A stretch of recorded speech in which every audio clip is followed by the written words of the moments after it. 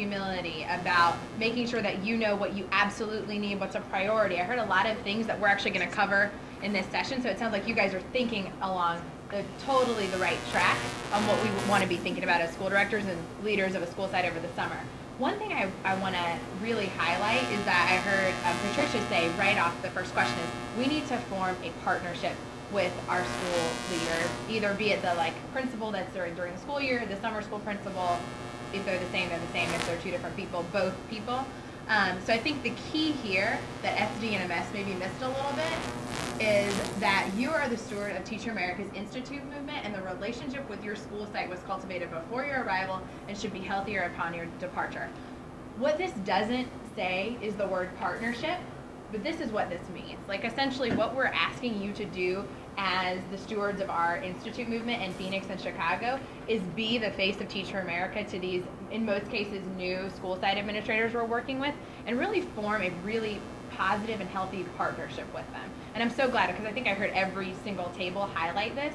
So essentially this key point is just to say that, we're going to give you some really specific, here are the 2 things you should do to think about conversations, and here's the way you should blank. Really, as you're going through that process, the whole idea is that the ultimate outcome is this, that you're forming a really positive partnership with these folks that we're working with all summer. So like I said, we're going to get into a couple logistical things. So in early meetings with your principal, and I would say this is the case, what will happen mostly in May. So there are 2 key things that you want to think about happening. One, you want to learn your principal's needs and do your best to meet them. So we're going to give you some thoughts. I heard a lot of people say, I need to know what principals typically ask in these first meetings. I should go in armed with that. Thinking of those things and then communicating your needs and getting them met. I heard someone at this table say, I wouldn't want to walk out and be like, I only got 19 out of 30 answered. So thinking about what are the most important things that you need and communicating those really effectively. So Abigail's going to walk us through a little bit more about how to do this. So we're probably going to spend about the next 30 minutes not only talking about your needs as a school director and what you need to walk out of the meeting with, but more importantly in your first meeting, what your principal's needs are, what they're thinking, what questions they might have. So key point 3, basically this is saying investing time up front to understand the points of view that your principal might be coming in with, the interests that your principal might have about summer school and their needs will pay dividends now and later. We're building a long-term partnership here. We're hoping to come back to these schools many, many years to place school members there. So starting with the school site administrator is the perfect way to start this partnership. We can see that SDMS did not do this well. And there are a lot of negative implications potentially walking out of that meeting because she didn't really think about the needs and the points of view of this principal. So we're going to start today and then in the next few slides about really starting to brainstorm together what could those potential needs be that a principal might have. What points of view might they be walking into this meeting with? What are their interests in their summer school and their students? I do want to note here though that sometimes we might think about making assumptions now in this room before we've actually met with that principal or before frankly I've met with that principal might be dangerous, but I also think it's really dangerous if we don't anticipate these needs now. So today when we're generating these lists, we're making assumptions so that when we actually meet our principals, we can tailor our approach to that principal. Because again, if we don't anticipate how to potentially ask a challenging question or think that, oh, this principal might want us to do this, we're going to be stuck in a sticky situation in that meeting, in that moment. So, perfect. Before we start to go ahead and break into those groups and think about the potential needs and interests of principals, more specifically about your first meeting with them, I do want to highlight one thing.